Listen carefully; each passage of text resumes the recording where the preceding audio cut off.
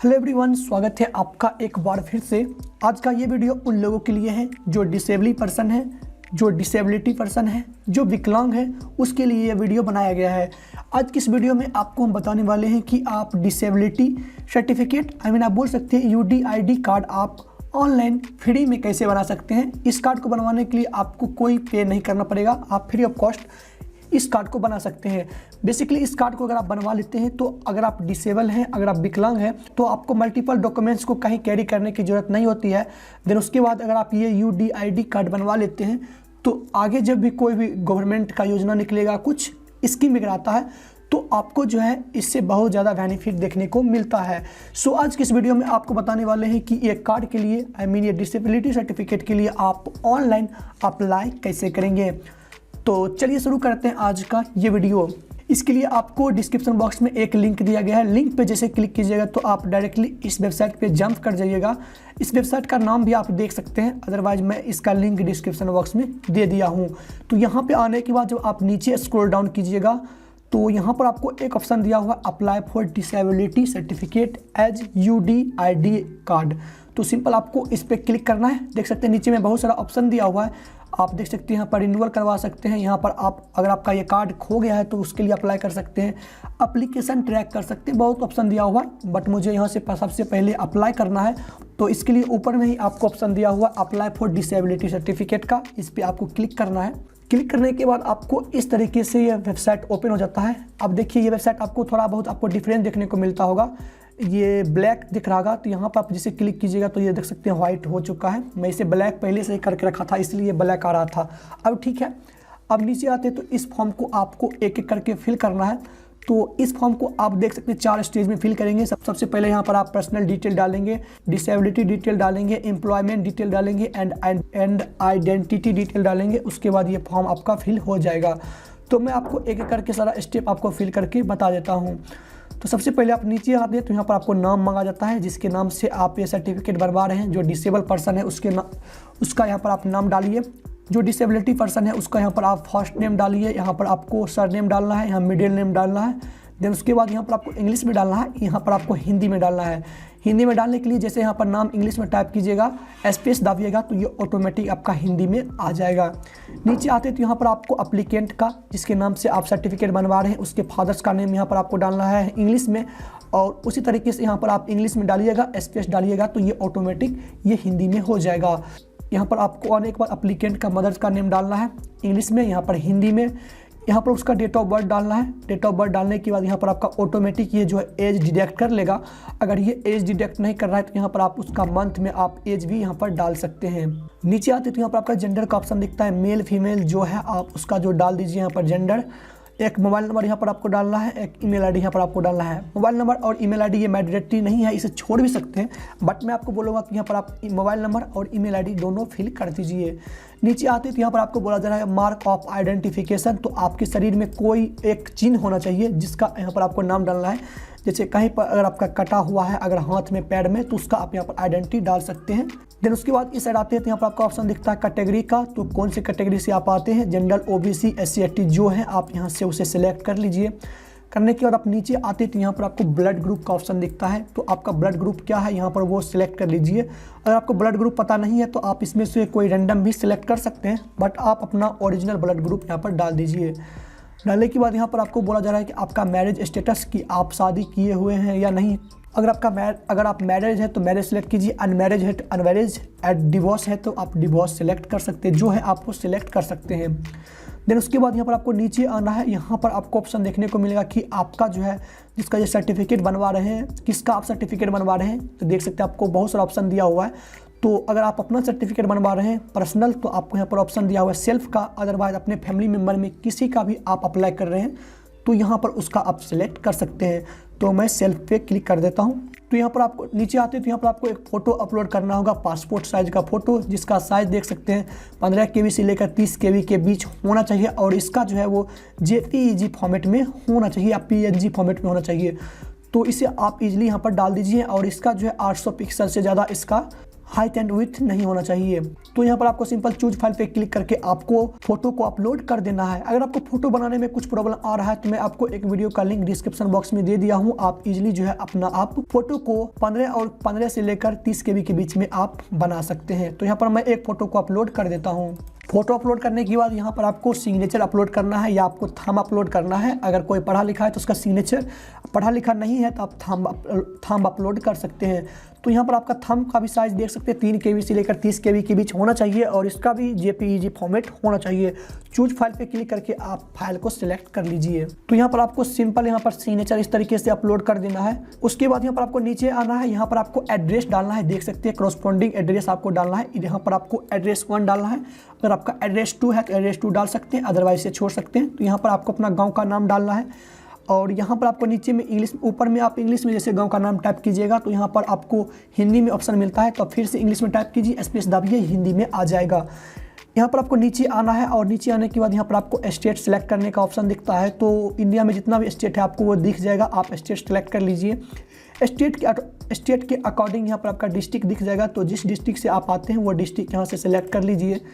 Then उसके बाद यहाँ पर आपको देखने को मिलता है सिटी, आपका जो है सब डिस्ट्रिक्ट जिसे आप तहसील कहते हैं, तो आपके डिस्ट्रिक्ट के अकॉर्डिंग यहाँ पर आपको तहसील दिख जाता है, तो अपना तहसील भी सिलेक्ट कर लीजिए।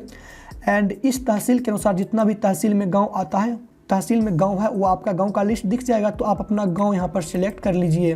देन उसके बाद इस साइड आपको आना है, यहाँ पर आपको एक पिन कोड डाल देना है, अपना एरिया का पिन कोड डालने के बाद यहाँ पर आपको ऑप्शन दिखेगा, देख सकते हैं nature of documents for address proof. तो यहाँ पर आपको एड्रेस प्रूफ में आपको डॉक्यूमेंट्स को अपलोड करना है। तो कौन कौन से डॉक्यूमेंट्स को आप एड्रेस में अपलोड कर सकते हैं आप उसका लिस्ट दे सकते हैं, एक लंबा चौड़ा लिस्ट है। तो यहाँ से आप कोई भी एक डॉक्यूमेंट्स को एड्रेस प्रूफ के तौर पर आप डाल सकते हैं। तो यहाँ पर आपको सिंपल इजीली, अगर कुछ भी नहीं है तो आप आधार कार्ड को अपलोड कर दीजिए। तो यहाँ पर आपको आधार कार्ड यहाँ पर सिलेक्ट कर लेना है।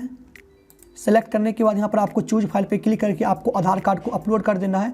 आधार कार्ड का साइज़ देख सकते हैं JPEG फॉर्मेट में होना चाहिए और 10 KB से लेकर 100 KB के बीच होना चाहिए। देन उसके बाद आपको नीचे आना है और यहाँ पर आपको देख सकते हैं परमानेंट पता बोल रहा है, ये करस्पॉन्डिंग पता था और ये परमानेंट पता आपको यहाँ पर मांगा जा रहा है।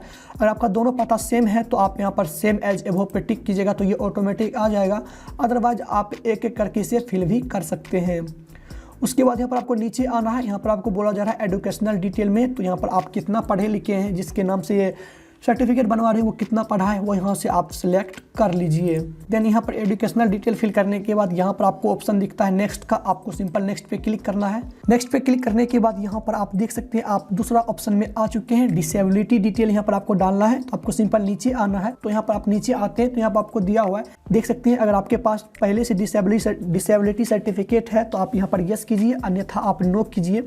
यस कीजिएगा तो यहाँ पर आपको वो डिसेबिलिटी सर्टिफिकेट अपलोड करना होगा, उसका आपको डेट वगैरह डालना होगा। नहीं है तो आप सिंपल नो पे क्लिक कीजिए। उसके बाद आपको नीचे आना है, तो यहाँ पर आपको बोला जा रहा है डिसेबिलिटी टाइप का ऑप्शन, तो यहाँ पर आप किस चीज़ से डिसेबल हैं, यहाँ पर आपको सारा डिटेल दिया हुआ है, आप चेक कर सकते हैं। जैसे अगर मान लीजिए आपको देख सकते हो ऑप्शन दिया हुआ है लो विजन, अगर आपको कम दिखाई पड़ता है तो इस पर आप टिक कर सकते हैं। आपका जो प्रॉब्लम है यहाँ पर आप जिससे डिसेबल है यहाँ से आप वो सिलेक्ट कर लीजिए। एंड टिक करने के बाद इस साइड आप जब आते हैं तो यहाँ पर आपको बोला जा रहा है कि आप डिसेबल, ये जो डिसेबिलिटी है वो आपके बर्थ से है या आपको बर्थ के बाद ये डिसेबिलिटी हुआ है। तो यहाँ पर आपको दिया हुआ अगर आप जन्म से ही अगर आप ये डिसेबल है तो आप सिंपल इस पर टिक कर दीजिए, अन्यथा इस पर टिक कीजिए। अगर इस पर टिक कीजिएगा तो यहाँ पर आपको वो डेट देना पड़ेगा। तो यहाँ पर अगर आप बर्थ से हैं तो आपको सिंपल बर्थ पे क्लिक करना है। उसके बाद आपको इस साइड आना है, आपको बोला जा रहा है डिसेबिलिटी एरिया कि आपका डिसेबल कहाँ पे है, जो यहाँ पर आप सिलेक्ट कीजिएगा उसके अनुसार ये आपका डिसेबिलिटी यहाँ पर आपको देखने को मिलेगा। तो जहाँ पे अगर आपका डिसेबिलिटी एरिया जहाँ पर है वो तो यहाँ पर आप वो सिलेक्ट कर लीजिए। डिसेबल एरिया सेलेक्ट करने के बाद आपको सिंपल नेक्स्ट पे क्लिक करना है। तो नेक्स्ट पे क्लिक करने के बाद यहाँ पर आप जो थर्ड ऑप्शन पे आ चुके हैं, यहाँ पर आपको एम्प्लॉयमेंट डिटेल आपको डालना पड़ेगा। तो पहला ऑप्शन दिया हुआ है कि आप कुछ काम करते हैं या नहीं करते हैं। अगर आप कुछ काम करते हैं तो एम्प्लॉयमेंट में आप चूज कीजिए, अन्यथा अगर कुछ काम नहीं करते हैं तो आप अनएम्प्लॉयमेंट आप चूज कीजिए। तो आप अपने अनुसार से चूज कर लीजिए। मैं एम्प्लॉयमेंट टिक कर दिया हूँ। उसके बाद यहाँ पर आपको बोला जाएगा आपका ऑक्यूपेशन क्या है, आप क्या काम करते हैं। तो यहाँ पर आपको यह सारा लिस्ट आपको देखने को मिलेगा। जिस भी सेक्टर में आप काम करते हैं तो वो आप सेक्टर यहाँ से सिलेक्ट कर लीजिए। उसके बाद नीचे आते हैं तो आपको बोला जाएगा कि आप APL परिवार से आते हैं या BPL परिवार से या NA आपके पास कोई कार्ड नहीं है तो आपके पास कौन सा राशन कार्ड है, APL कार्ड है या BPL कार्ड है, वो आपको पता होगा, आप यहाँ से टिक कर लीजिए। उसके बाद इस साइड आती है तो यहाँ पर आपको बोला जाता है पर्सनल इनकम। आपका पर्सनल इनकम क्या है, आप अपने से कितना कमा लेते हैं, यहाँ से आप उसे टिक कर लीजिए। तो उसके बाद यहाँ पर आपको बोला जाता है आपके फादर्स का एनुअल इनकम कितना है, आपके फादर जो है वो सालाना कितना कमा लेते हैं, वो यहाँ पर आपको टिक कर देना है। फादर्स का एनुअल इनकम डालने के बाद आपको सिंपल नेक्स्ट पे क्लिक करना है। नेक्स्ट पे क्लिक करने के बाद इस तरीके से आपका ये लास्ट आपका चौथा स्टेप आ चुका है। इस स्टेप में आपको आइडेंटिटी डिटेल मांगा जाता है। तो यहाँ पर आपको देख सकते दिया हुआ है आइडेंटिटी प्रूफ में, आपको सिंपल इस पर क्लिक करना है। तो यहाँ पर आपको एक आइडेंटिटी प्रूफ को अपलोड करना पड़ेगा, जिसमें आप देख सकते हैं बहुत सारे डॉक्यूमेंट्स को आप अपलोड कर सकते हैं। तो आप आधार कार्ड को भी अपलोड कर सकते हैं, आपके पास बहुत सारे यहाँ पर डॉक्यूमेंट्स अपलोड करने का ऑप्शन दिया हुआ है। तो आप एक में, तो यहाँ पर आप एक चूज कर लीजिए। तो मैं यहाँ पर आधार कार्ड चूज कर लेता हूँ।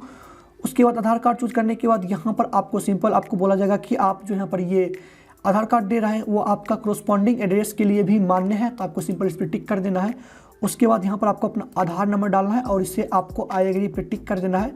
एंड उसके बाद जो कैप्चा यहाँ पर आपको दिख रहा है उस कैप्चा को फिल करके ये टर्म एंड कंडीशन को एक्सेप्ट कर लेना है। उसके बाद आपको सिंपल प्रोसीड पे क्लिक करना है। प्रोसीड पे क्लिक करने के बाद यहाँ पर आपका प्रीव्यू बॉक्स ओपन हो जाता है। तो जितना भी आप डेटा को फिल किए हैं आपका यहाँ पर आपका सारा डेटा आ चुका है। तो आप एक बार इसे चेक कर लीजिए कि आपका सारा डेटा सही है या नहीं सही है। कुछ गलती है तो यहाँ से आप एडिट एप्लीकेशन पे क्लिक करके आप इसे एडिट भी कर सकते हैं, अन्यथा आपको सिंपल कन्फर्म एप्लीकेशन पे क्लिक करना है। कन्फर्म एप्लीकेशन पे क्लिक करने के बाद यहाँ पर आपको ये डायलॉग बॉक्स ओपन होता है। तो यहाँ आपको डिस्क्रिप्शन पूछा जाता है। तो सिंपल आपको एक बार इसे पढ़ लेना है।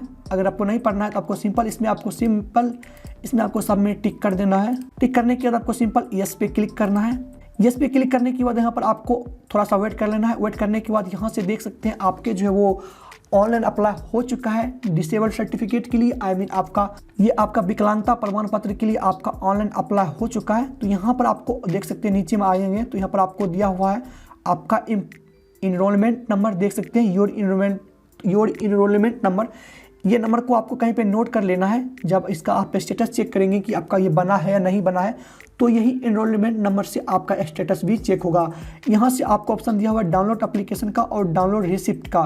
तो सिंपल आपको डाउनलोड एप्लीकेशन पे क्लिक करके और डाउनलोड रिसिप्ट पे क्लिक करके आपको डाउनलोड कर लेना है। आगे आपको रिसीविंग के रूप में आपके पास मौजूद रहेगा। तो ये देख सकते हैं यहाँ पर आपको ये इनरोलमेंट नंबर है। तो इसी से आपको स्टेटस चेक करना है। स्टेटस कैसे चेक करना है मैं आपको बता देता हूँ।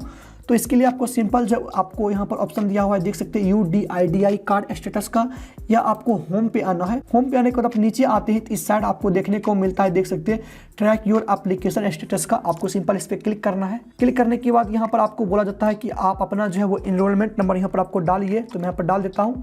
डालने के बाद आपको सिंपल गो पे क्लिक करना है। गो पे क्लिक कीजिएगा तो यहाँ पर आपका सारा डेटा यहाँ पर आ चुका है। देख सकते हैं आपको देखने को मिलेगा कि आपका एप्लीकेशन सबमिट हो चुका है और आपको जो थोड़ा आपको वेट कर लेना है, देख सकते हैं। तो यहाँ पर आपको वेट कर लेना है। उसके बाद आपका जो आगे का प्रोसीड होगा, तो आगे आपका प्रोसीड क्या होगा मैं आपको बता देता हूँ। तो यहाँ पर आपको देख सकते हैं आपसे कॉन्टैक्ट करेगा आपका डिस्ट्रिक्ट मेडिकल अथॉरिटी का, आपका जो सदर अस्पताल वगैरह होता है वो आपसे कांटेक्ट करेगा और वहाँ पर आपको जाना होगा। जाने के बाद वहाँ पर आपको जो है सारा आपको चीज़ को करना पड़ेगा। आपको मेडिकल जांच वगैरह करवाना पड़ेगा। उसके बाद आपका जो है वहीं पर आपका सबमिट हो जाएगा फॉर्म और उसके बाद यहीं से आप इसे डाउनलोड भी कर सकते हैं।